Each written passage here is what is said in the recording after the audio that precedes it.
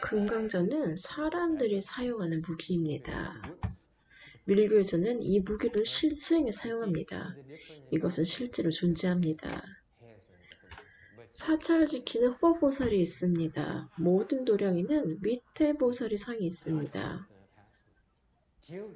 이 보살님은 많은 힘을 지니고 있습니다. 밑에 보살은 나를 믿고 수행하는 사람이라면 누구든지 내가 보호하겠다라고 서원을 세웠습니다. 그래서 모든 대승사찰에는 이 보살님의 상이 있습니다.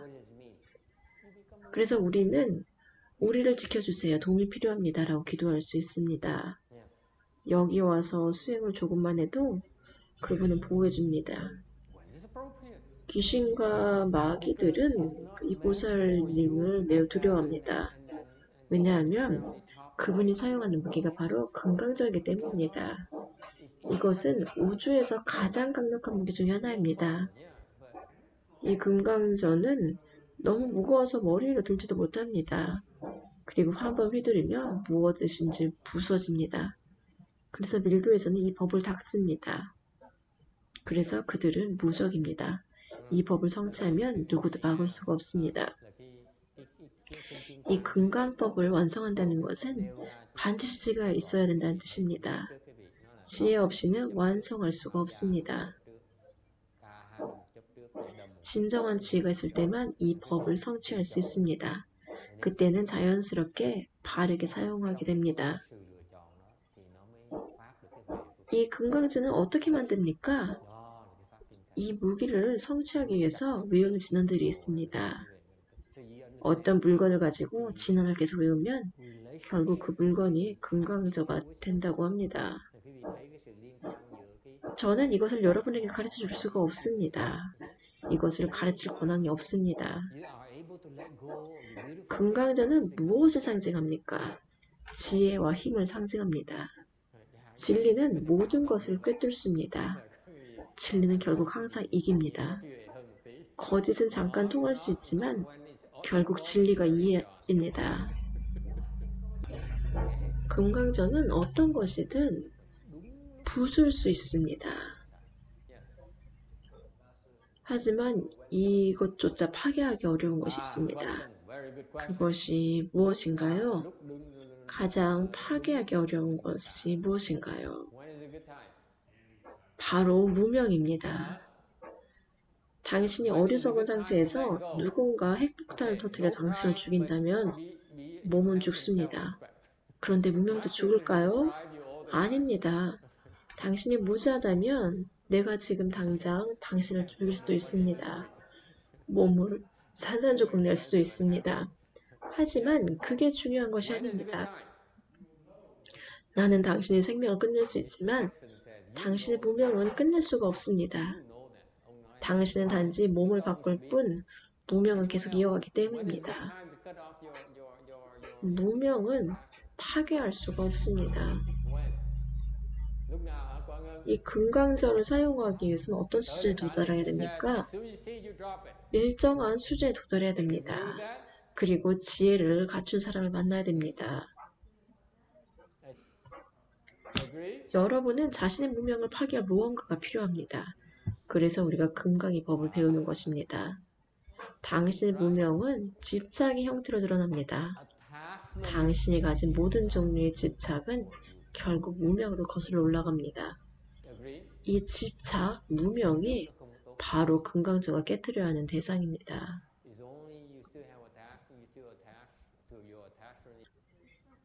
이 금강경을 반복해서 공부할 때 그것은 금강저를 쓰는 것과 같은 효과가 있습니다. 당신의 집착을 잘라내는 역할을 합니다. 이 금강경은 여기에 쓰임새가 있습니다. 금강경을 공부할 때마다 마치 금강저를 손에 쥐고 집착을 잘라내는 것과 같습니다. 금강경의 목적은 여러분이 가진 집착을 하나씩 하나씩 잘라내도록 돕는 것입니다. 이 금강저처럼 집착을 잘라냅니다. 집착을 하나 제거하고 또 다음 집착을 제거합니다. 왜 금강경이 금강저보다 더 효과가 있을까요? 더 효과적인 이유는 이렇습니다. 금강저 효과는 그걸 휘두르는 사람의 능력에 제한됩니다. 그 사람이 쉬고 있으면 여러분 아무 이익도 없습니다. 혹은 잘 안 보여서 잘못 보고 엉뚱하게 잘라버릴 수도 있습니다. 보살들도 실수합니다. 그분들은 부처가 아니기 때문입니다. 여러분이 생각하는 것보다 훨씬 더 자주 실수합니다. 반면 금강경은 훨씬 더 보편적이고 더 효과적입니다. 여러분이 금강경을 공부할 때 그것을 이해할수록 누군가가 금강적으로 여러분의 집착을 잘라주는 것과 같습니다. 그래서 금강경을 많이 이해하면 금강저로 여러분의 집착을 잘라내는 것과 똑같습니다. 금강저는 계속 잘라버립니다. 무조건 다 잘라버립니다. 이것이 힘으로 부수는 방식입니다. 잔혹하고 힘으로 억지로 하는 방식입니다. 반면 금강경은 이렇게 말합니다. 당신의 머리카락도 집착이다. 가죽 옷도 집착이다. 노래하는 것도 집착이다. 춤추는 것도 집착이다. 여자도 집착이다. 부처님 법도 집착이다. 스승도 남편도 자식도 집착이다. 그리고 말합니다. 어떤 집착부터 내려놓을지 스스로 선택해라. 금강경은 모두 다 한꺼번에 파괴해라가 아닙니다. 적절할 때 적절한 것을 내려놓으라고 합니다. 그래야 지혜가 생깁니다. 금강경은 아무 때나 아무거나 막 자르라고 얘기하지 않습니다. 당신에게 집착을 보여주고 스스로 적절한 때를 선택해 그것을 내려놓게 합니다. 그 선택 과정에서 지혜가 드러납니다. 그래서 금강경의 법은 집착을 하나 내려놓을 때마다 지혜가 조금 더 드러나게 해줍니다. 모든 집착을 보고 적절한 때에 내려놓습니다. 보자마자 내려놓습니다. 여러분은 아직 집착에 붙잡혀 있습니다. 왜냐하면 집착이 자신에게 나쁘다는 것을 모르기 때문입니다. 사람들은 좋지 않다는 걸 알아도 계속 붙잡습니다. 담배나 술 같은 것이 나쁘다는 걸 알아도 계속합니다. 집착이 나쁘다면 보자마자 내려놓아야 합니다. 그 집착을 어떻게 알아보죠? 가장 큰 문제는 이것입니다. 사람들은 자기 집착을 보지 못합니다. 왜냐하면 나쁘다고 느끼지 않기 때문입니다. 듣고 싶어 하지도 않습니다. 스스로 빠져나오지도 못합니다. 그러면 어떻게 합니까? 어떻게 집착을 알 수 있습니까? 방법은 하나입니다. 아는 사람에게 물어봐야 됩니다. 여러분 스스로는 모릅니다. 충치가 있어도 잇몸이 썩어도 자신은 잘 모릅니다. 대부분의 우울증 환자들은 자신이 우울한지도 모릅니다. 아픈지도 모릅니다. 대부분은 우울증을 다루는 방법을 모릅니다. 약을 주고 상담을 하지만 정작 본인들도 우울합니다. 그런 것들은 정말 진짜 문제를 해결하는 것이 아닙니다. 그냥 증상만 눌러놓습니다. 문제를 고치는 게 아닙니다. 문제를 고쳐야 되는데 증상만 눌러놓습니다. 잠깐 눌러놓는 것이라서 당신이 지치거나 힘이 빠지면 다시 튀어나옵니다. 우울증은 일종의 침입입니다. 우울기가 당신에게 침입해서 우울하게 만듭니다. 그러다가 당신에게 질리면 떠납니다. 그리고 다시 정상으로 돌아옵니다. 그리고 기분이 nak히면 다시 옵니다. 그래서 지금 안 와 있는데 약을 먹어서 뭐합니까? 불교적인 관점에서 그 귀신은 변덕쟁이입니다. 오기 싫으면 안 오고 오고 싶으면 와서 괴롭히고 지치면 또 다른 데 가서 딴짓하다가 단심이 틈을 버리면 다시 와서 괴롭히고 또 우울하게 만듭니다. 그래서 항우울제를 24시간 다 알고 삽니다. 매일 약을 끊을 수가 없습니다. 상담을 아무리 받아도 아무리 이야기해도 우울증 환자에게는 효과가 없습니다. 약도 마찬가지입니다. 우리가 우울증을 고치는 방식은 다시 못 오게 하는 것입니다. 문을 닫고 창문을 잠그면 못 들어옵니다. 당신은 먼밍약에도 집착하게 되고 정신과 상담실 소파에 집착하게 됩니다. 그렇게 해봐야 효과가 별로 없습니다.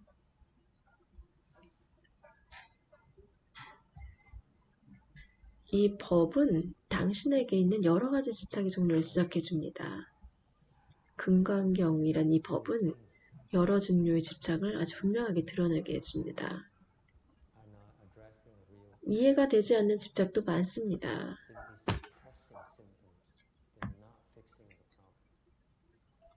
열정은 기본적으로 집착이 더 강해진 형태입니다. 열정은 아주 집착이 심한 정도라고 보면 됩니다. 그러면 어떻게 합니까? 먼저 일반적인 집착을 끊고 나중에 강한 집착을 끊습니다. 먼저 작은 집착부터 끊고 그 다음에 강한 집착을 다룹니다. 그게 훨씬 더 다루기 쉽습니다. 그걸 한 번에 끊으려고 하면 안 됩니다. 예를 들어서 갑자기 강한 집착을 갑자기 끊으려고 하면 안 됩니다. 먼저 약한 집착부터 잘라내야 됩니다. 처음에는 줄이는 것부터 시작합니다. 바로 끊는 것이 아닙니다. 먼저 담배 양을 줄이거나 니코틴 껌으로 바꾸고 조금씩 줄여나갑니다. 그렇게 해야 정신적으로 감당할 수 있습니다. 산을 한 번에 부수겠다고 덤비면 마음이 견디지 못합니다. 바로 끊어버리면 몸이 견디지 못합니다. 진짜 죽을 수도 있습니다. 먼저 작은 것보다 다루고 문제의 크기를 줄여야 합니다.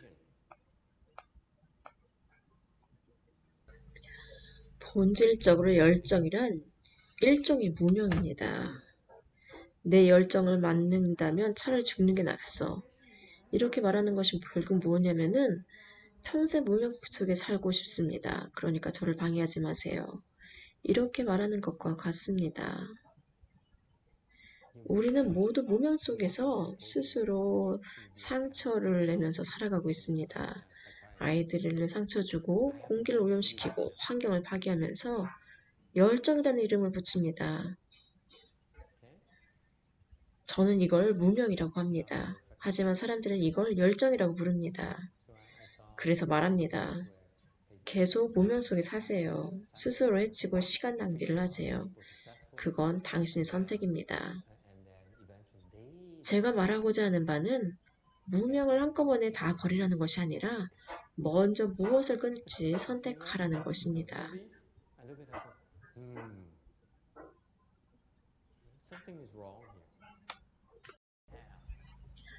명상할 때 여러분이 지금 이 단계에 있는데 다음 단계에 올라가고 싶습니다. 여러분을 막는 게 뭘까요? 명상할 때 집착들이 올라옵니다. 아몬드가 먹고 싶은 생각이 올라옵니다. 일어나서 싸우자 이런 생각이 떠오릅니다. 어떻게 합니까? 여러분은 일어나서 말합니다. 아몬드 사다 줘요. 그러면은 여러분은 여전히 그 단계에 갇혀 있는 것입니다. 그 생각에 반응하고 행동했기 때문입니다. 명상 중에 올라오는 생각들은 여러분을 그 단계에 묶어두고 올라가지 못하게 만듭니다. 반대로 여러분이 아무것도 하지 않는다면 다음 단계로 뛰어오르게 됩니다. 여러분이 해야 되는 것은 그뿐입니다.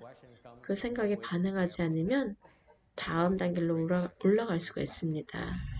다음 단계 올라가면 더 많은 집착이 줄어듭니다. 아몬드뿐만 아니라 피스타치오, 땅콩, 견과류의 집착까지 함께 줄어듭니다. 그것이 바로 지혜입니다. 그래서 여러분이 매일 계속해서 참선하는 것입니다. 참선이 여러분이 아직도 매달리고 있는 것이 무엇인지 알아차릴 수 있게 합니다. 이건 더 깊이, 더 세밀하게 정제해 나가는 과정입니다. 사람들은 자신이 어디에 집착하고 있는지 보지 못합니다. 어떤 것에도 마음을 두지 마세요. 여러분이 안전하다고 느끼는 곳, 통제할 수 있다고 느끼는 곳, 의지할 수 있다고 느끼는 곳, 이 모든 것이 문제입니다. 왜냐하면 바로 그게 집착이기 때문입니다. 자녀에게 의지하는 것, 이것도 집착입니다. 편안함에 머무르는 것, 문제입니다. 저 사람과 있으면 불편해요. 그 말은 편안함이라는 느낌에 집착하고 있다는 뜻입니다. 집에서만 편안하려고 하니까 문제가 됩니다. 편안함 자체를 버린다면 어디서든 더 편안할 수 있습니다. 왜 집에서만 편해야 하죠? 소파, 가전제품, 의자에 집착하기 때문입니다. 그 집착을 놓아버리면 덜 좋은 의자도 그냥 받아들이고 편안할 수 있습니다. 당신이 원하는 그 느낌의 의자는 세상 어디에도 없습니다. 그러니 내려놓아야 합니다. 그러면 어디서든 편해집니다.